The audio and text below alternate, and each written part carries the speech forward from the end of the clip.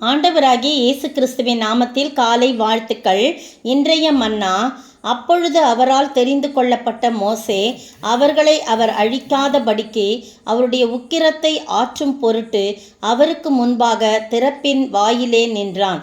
சங்கீதம் 106:23 பாருங்க. இந்த அருமையான வேளையிலே மோசே எப்போவுமே மற்றவர்களுக்காக பரிந்து செய்கிற ஜபம், இன்டர்செஷன் ப்ரேயரை அந்த ஜனங்களுக்காக அவர் ஆண்டவரிடத்துல மன்றாடுவார். ஆண்டவரே, அவங்க கோபம், உங்களுடைய கோபம் அவர்கள் மேல் பற்றி வராமல் இருக்கணும், உங்கள் கோபத்தை ஆற்றுங்கப்பா, தயவு செஞ்சு அவங்கள மன்னிங்க அப்படின்னு சொல்லி அந்த ஜனங்களுக்காக ரொம்ப பரிந்து பேசும். அதுக்கு முந்தின வசனம்லாம் பார்த்தீங்கன்னா, அந்த ஜனங்கள் எகிப்திலே 21-22 பாருங்க.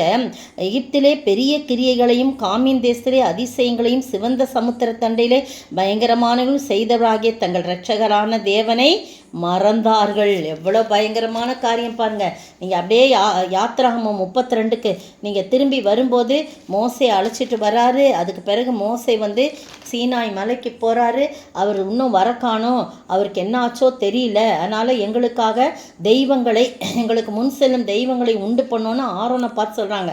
அப்போ ஆரோனும் என்ன பண்ணுறான், உன் மனைவி குமாரத்திகளுடைய காதில் இருக்கிற பொன்னணிகளை கலற்றி என்னிடத்தில் கொண்டு வாருங்கன்னு அதெல்லாம் கொண்டு வந்த உடனே அது ஆரோனத்தில் கொண்டு வராங்க. அவர்கள் கையிலிருந்து அவன் பொன்னை வாங்கி சிற்ப கருவினால் கருபிடித்து ஒரு கன்றுக்குட்டியை வார்ப்பித்தான். அப்பொழுது அவர்கள் இஸ்ரவேலரே உங்களை அப்போ அவங்கெல்லாம் சொல்கிறாங்க, இஸ்ரவேல் ஜனங்களை பார்த்து என்ன சொல்கிறாங்க அப்படின் போது, இஸ்ரவேலரே உங்களை எகிப்து தேசத்திலிருந்து அழைத்து கொண்டு வந்த உங்கள் தெய்வங்கள் இவைகளேன்னு சொல்கிறாங்க. உடனே ஆரோன் அதை பார்த்து அதற்கு முன்பாக ஒரு பலிபீடத்தை கட்டி நாளைக்கு கர்த்தருக்கு பண்டிகை என்று கூறினான்.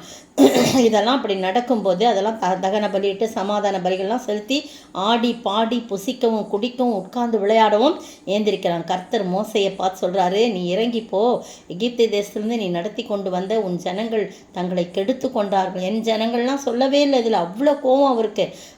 நீ நடத்தி கொண்டு வந்த உன் ஜனங்கள் தங்களை கெடுத்து கொண்டு வந்தாங்க, அவங்களே பாருங்கள் இப்படிலாம் செஞ்சுருக்கிறாங்க.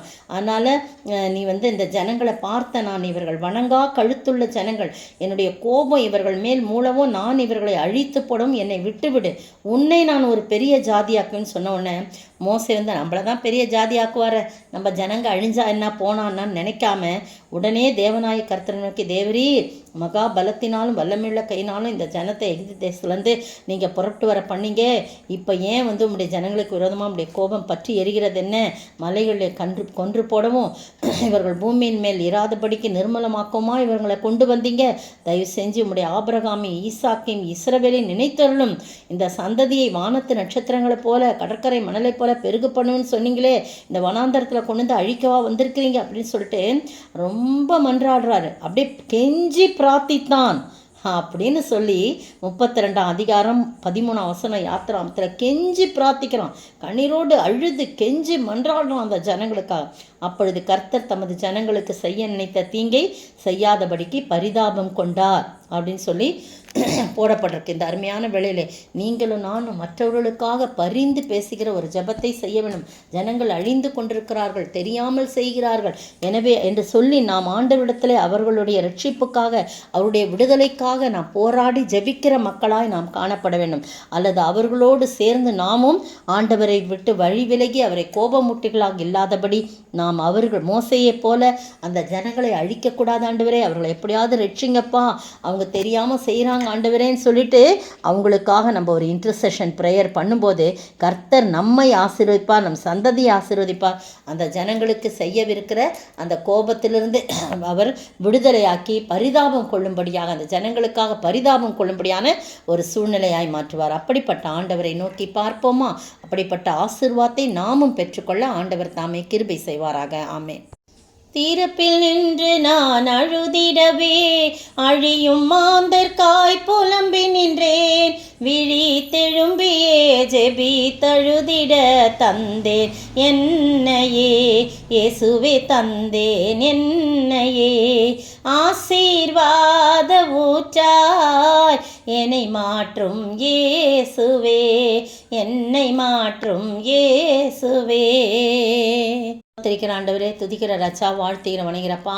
எங்களை ஆசீர்வாத ஊற்றாய் மாற்றுங்க. மற்றவர்களுக்காய் திறப்பில் நின்று கதறி அழுதிர எங்களை எடுத்து பயன்படுத்த வேணுமாய் செபிக்கிறப்பா. ஜனங்கள் கெட்டு போவதை நாங்கள் விரும்பாதபடி மோசையை போல அவர்களுக்காய் உம்மிடத்தில் பரிந்து பேசுகின்ற ஒரு ஜெபத்தை ஏறெடுக்க கண்ணீரோடு கெஞ்சி பிரார்த்திக்க நீர் உதவி செய்ய வேணுமாய் செபிக்கிறோம். அப்படிப்பட்ட மனநிலை எங்களுக்கு கொடுக்கும்போது நீர் எங்கள் சந்ததியை ஆசீர்வதிப்பீர், எங்களையும் ஆசீர்வதிப்பீர். அப்படிப்பட்ட ஆசீர்வாதத்தை நாங்கள் பெற்று வாழ நீர் கிருபை செய்ய வேண்டும் என்று கர்த்தரும் மீட்பரும் ராஜாவும் இயேசு கிறிஸ்துவின் விலையேற பெற்ற நாமத்தில் ஜெபிக்கிறேன் பிதாவே, ஆமேன்.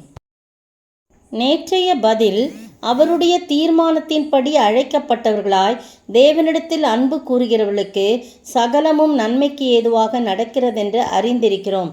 ரோமர் 8:28. இன்றைய கேள்வி, யார் யாராலும் அல்ல, யாராலே ஆகும். யார் யாராலும் அல்ல, யாராலே ஆகும்.